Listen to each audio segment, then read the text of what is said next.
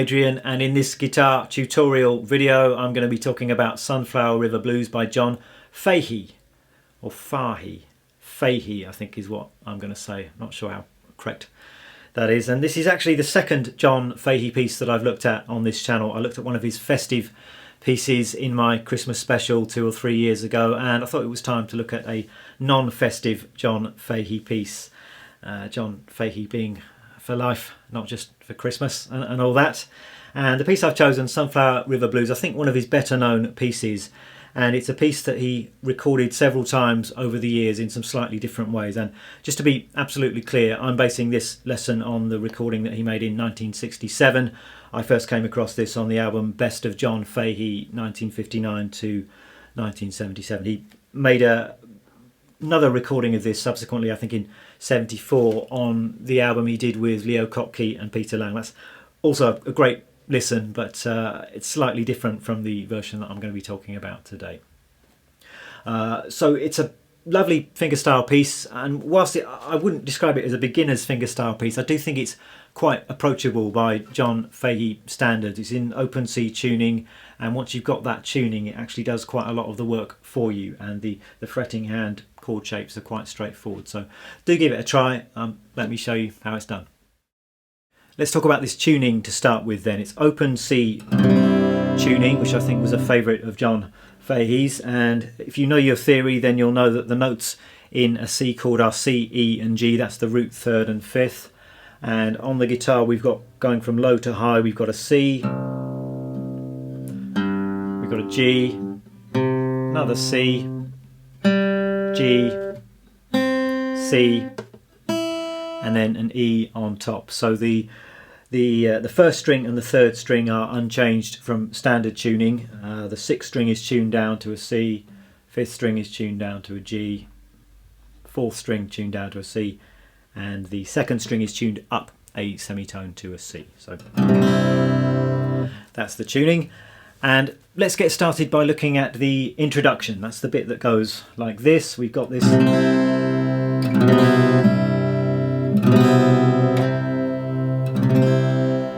series of gently strummed or arpeggiated chords played in kind of free time just before the piece proper begins. And it's all played using the same shape in your fretting hand. It's starting off at the 5th fret, and I'm playing the 5th fret on the 5th string and then the 5th fret on the 3rd string, and that gives you this kind of sound. And we're just moving that shape around during the introduction to the piece. So we're going to strum this initial shape at the 5th fret, going to move down 1 fret, strum that, and then pull off with those 2 fingers to the open strings. Then we're going to put those 2 fingers down again and slide up 1 fret back to the 5th fret, and then strum once more. So far we have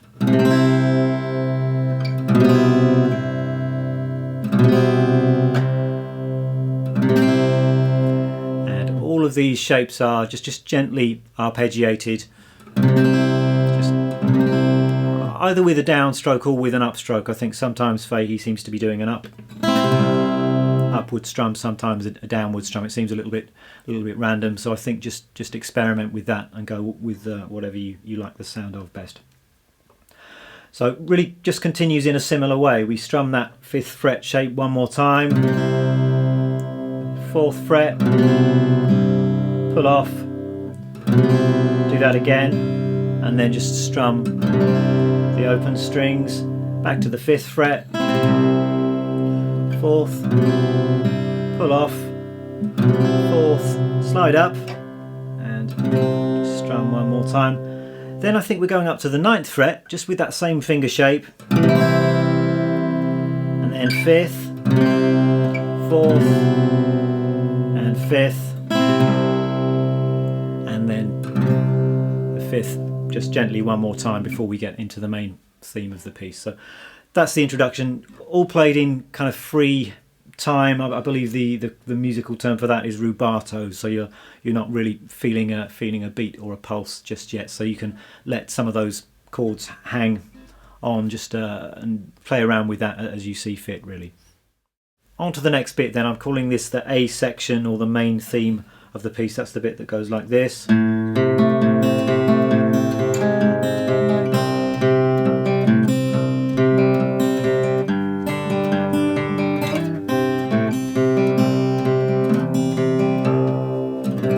Before I get into the specifics of that, I just wanted to say a quick word about fingerstyle technique.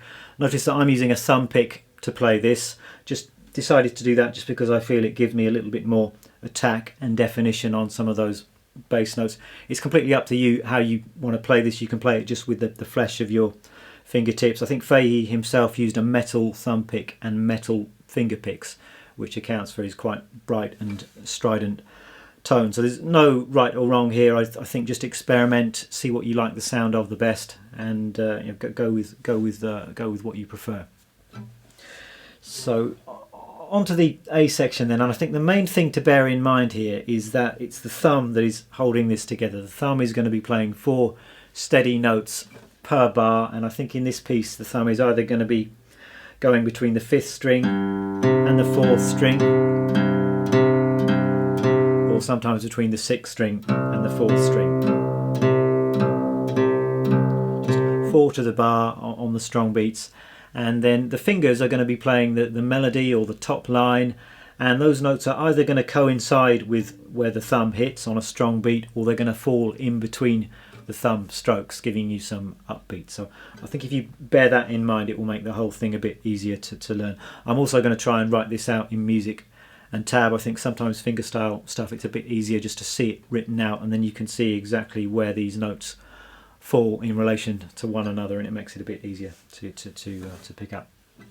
So let's kick off with the first bit of this section then. And in terms of left hand, or fretting hand I should say, finger shapes, it's pretty straightforward. It's using the same shape that we found in the introduction, but this time we're down at the 2nd fret. So we're starting off by fretting the 5th string and the 3rd string at the 2nd fret. We're moving that down to the 1st fret, and then we've got some open strings. And maybe if we start with the thumb, all the thumb is doing is just going between the 5th string and the 4th string. So we're going then down, then we got open strings, and the thumb is switching to the 6th and 4th strings. So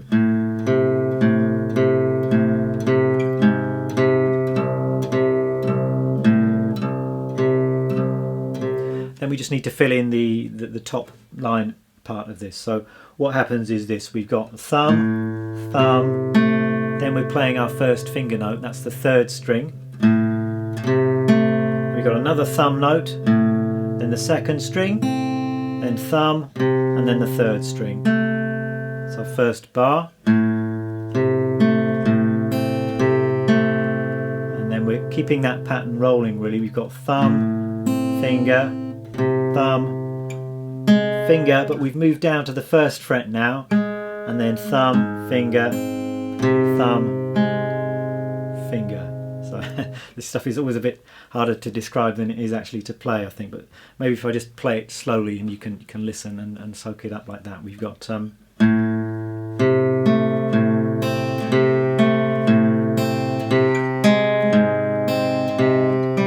we've just got an open 3rd string at the end of that bar. Shift, and then release. Then we're into this part.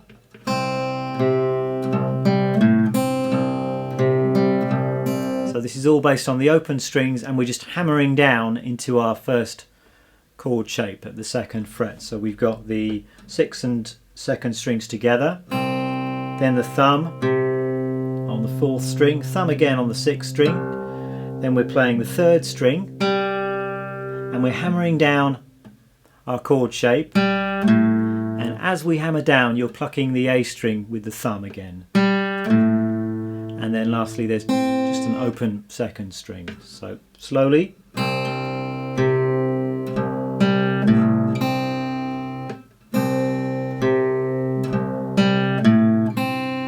And then we continue by just rolling through that pattern on the open string. So thumb, thumb, third string, thumb, second string, thumb. So if I just slowly put all of that together.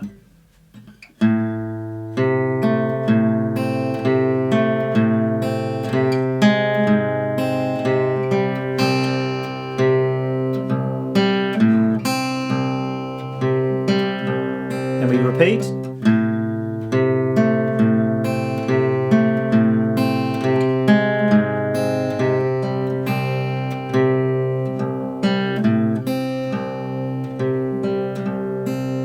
And then we've got the next little phrase, which is this.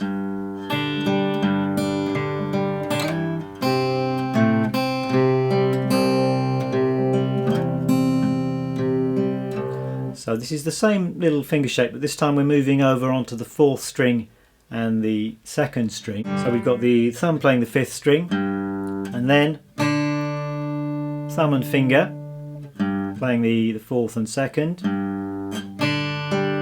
Then it's just the third string with a finger, thumb on the fifth string, then the second string with a finger, thumb, fourth string, third string, finger. Then we're sliding this shape up to the fourth fret. So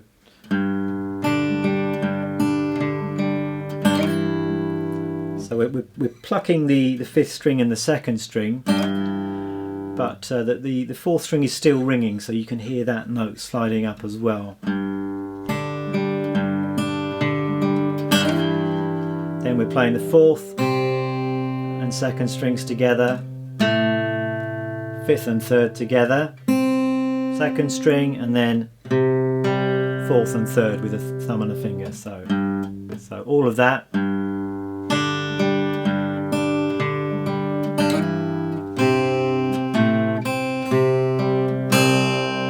Then we've got sixth and second strings, fourth and third, and then we've got a slide up to the fourth fret on the sixth string, then second, fourth and third.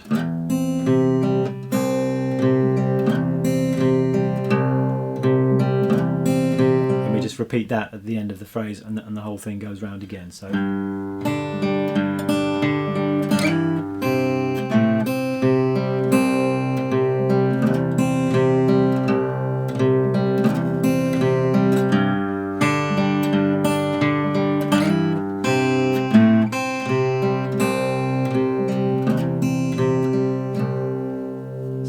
I hope that makes some kind of sense. Why don't I play the whole of that section through nice and slowly. I think the best way to pick this up is probably just to listen to it at a slow speed, read the music and the tab, and then if necessary you can just work on this one bar or one beat at a time, depending on your level of experience with fingerstyle guitar. But from the start of this section we've got 2, 3, 4.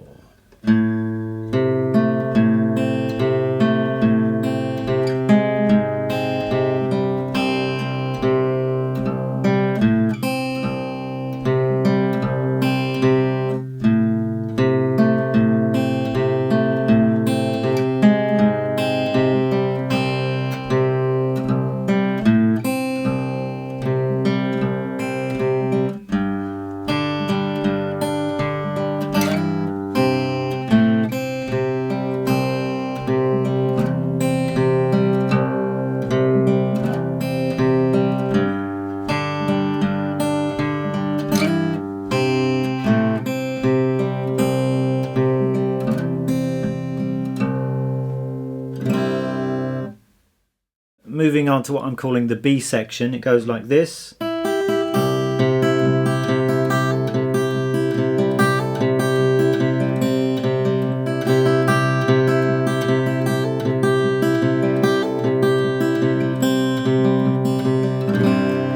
I think this is a bit more straightforward to play than the A section actually. The thumb is just doing this all the way through.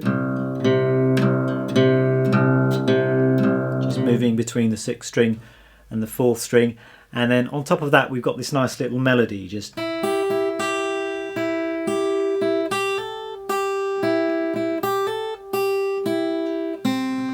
that's just played at the 4th fret on the B string and the 3rd fret on the top string.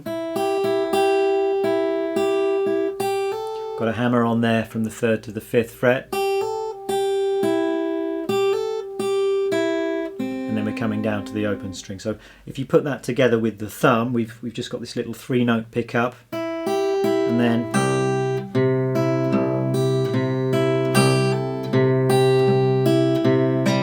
little open 3rd string in there, I think.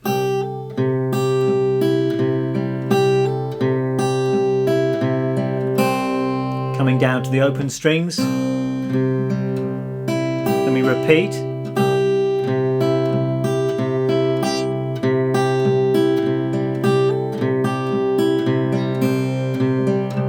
Go around again. I think there's one little variation that Fahey occasionally does, which is something like this.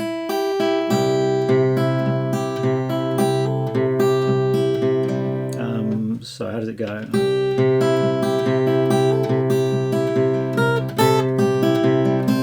He just goes up to this kind of little variation on the melody, a bit of a bluesy sound there.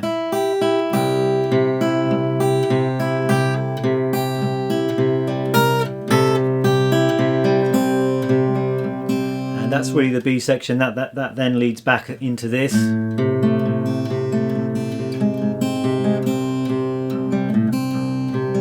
Into the A section again.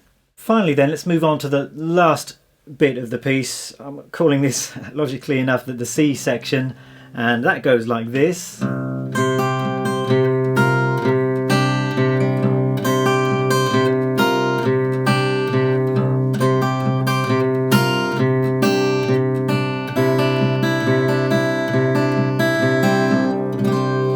So this is all based off of this little finger shape on the top 2 strings. We've got the 7th fret and the 8th fret. It's kind of 4th interval here. We're moving that down 2 frets, and then we're moving it down again to the 2nd and 3rd frets. And all of that is played, the thumb is the same as the previous section. Just bashing out those C's on the strong beats. 1, 2, 3, 4. 1, 2, 3, 4. And then if we combine that with the top part, we've got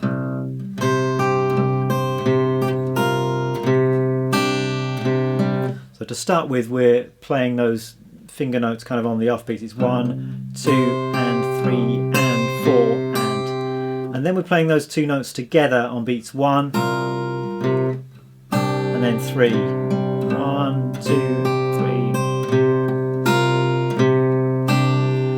So you've got a choice here. You can play those double stops with a pair of fingers in your picking hand, or you could kind of brush those notes with your first finger. I've got a feeling Fahey might do that, and because it's in this section that he kind of opens up and things get a bit louder. So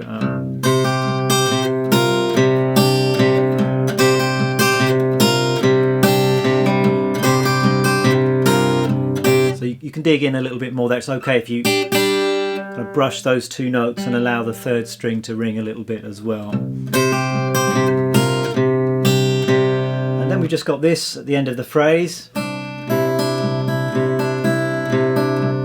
The thumb is doing the same thing, and we're just fretting the 2nd fret on the 2nd string, and we've got the open top string. So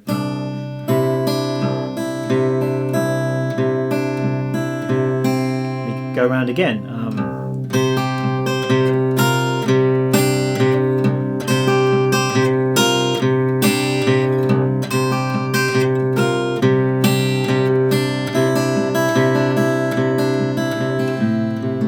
Back into the main theme and B section, and I think that's about it. It's just the main A section round again, and I think it just ends on